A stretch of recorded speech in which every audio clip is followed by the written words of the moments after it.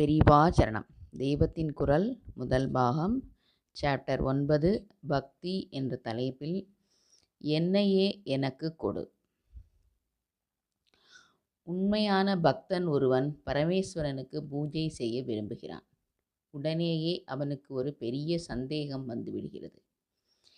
ஈஸ்வரனிடமே கேட்கிறான், ஈஸ்வரா, நான் உனக்கு உபச்சாரம் செய்வதாக நினைத்து பூஜை செய்தாலும் உண்மையில் அபச்சாரம் அல்லவா செய்வதாக தோன்றுகிறது. திரிலோகமும் வியாபித்த உன் திருவடியை நான் ஒரு உத்திரணி தீர்த்தத்தால் அலம்ப முடியுமா?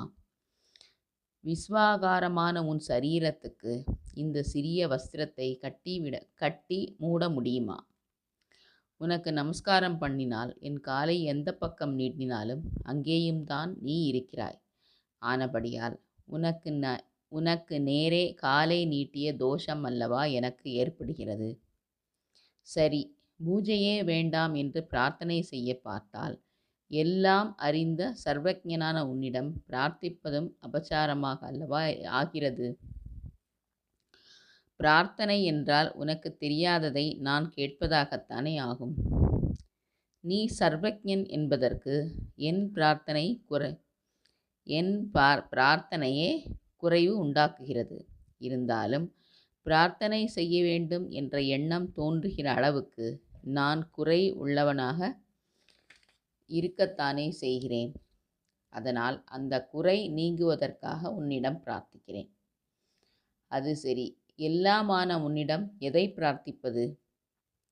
எல்லாமான நீயேதான் நானாகவும் ஆகியிருக்கிறாய் என்று தெரியாமல் என்னை குறைவுபடுத்தி கொண்டிருக்கிறேனே.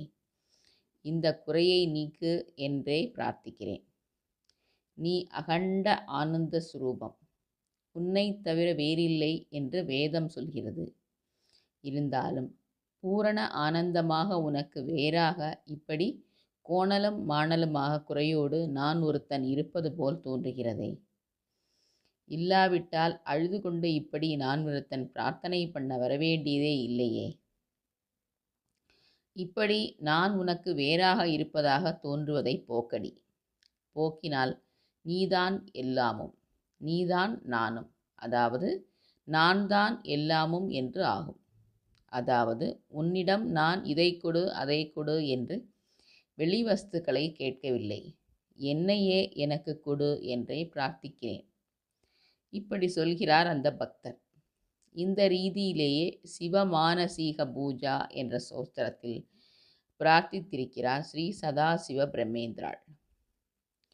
மஹ்யம் தேஹி ச பகவன் மதீயமேவ ஸ்வரூபம் ஆனந்தம். என் ஆனந்த சுரூபத்தையே எனக்கு கொடு என்கிறார். இப்போது நாம் எல்லோரும் நம் நிஜ சுரூபத்தை விட்டுவிட்டு வேஷத்தில் இருக்கிறோம். நமக்கு வேண்டியவர்களை விட்டுவிட்டால் தவிக்கிறோமே. நம்மையே விட்டுவிட்டதற்கு எவ்வளவு தவிக்க வேண்டும்? நம் ஆனந்த ஆத்மஸ்வரூபத்தோடு அதுவே நாமாக எப்போது கலக்கப் போகிறோம் என்ற தவிப்பும் அதை பற்றிய நினைப்பும் நமக்கு சதா இருக்க வேண்டும். பரமாத்மாவுடன் கலப்பதற்காக இப்படி சகிக்க முடியாமல் தவிப்பதுதான் உண்மையான பிரேமை. அந்த பிரேமைக்குத்தான் பக்தி என்று பெயர். இதற்கு முதல் படியாக வெளிபூஜை, கோவில் வழிபாடு எல்லாம் வேண்டியிருக்கிறது. உலக நினைப்பே ஓயாத காரியமாக இருப்பவர்களுக்கு ஆரம்பத்தில் இவைதான் பரமாத்மாவை நினைக்க சாதனங்கள் ஆகும். இந்த கட்டத்தில் சுவாமி கோவிலில் மட்டுமன்றி எல்லா இடங்களிலும் வியாபித்திருக்கிறார். நாமும் கூட அவரேதான் என்று நாம் உணராவிட்டாலும் பரவாயில்லை. மூல விக்கிரகத்தில்தான் சுவாமி இருக்கிறார் என்று நினைத்து கோவில் தூணிலேயே நாம் பிரசாத கையை துடைத்து விட்டு வந்தாலும் பாதகமில்லை. மூல விக்கிரகத்திலாவது சுவாமி இருக்கிறார் என்று பயப்பட்டு அங்கே கையை துடைக்காத அளவுக்கு வந்திருக்கிறோம் அல்லவா?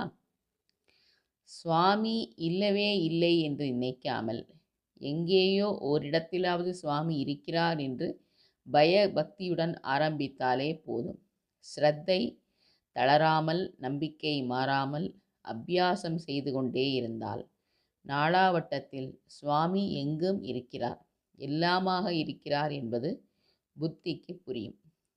புத்திக்கு புரிவது அனுபவமாக ஆவதற்கு என்னையே எனக்கு கொடு என்று பிரார்த்தித்து கொண்டே இருக்க வேண்டும். ஞானாம்பிகை கிருபை செய்வாள். பெரிவா சரணம்.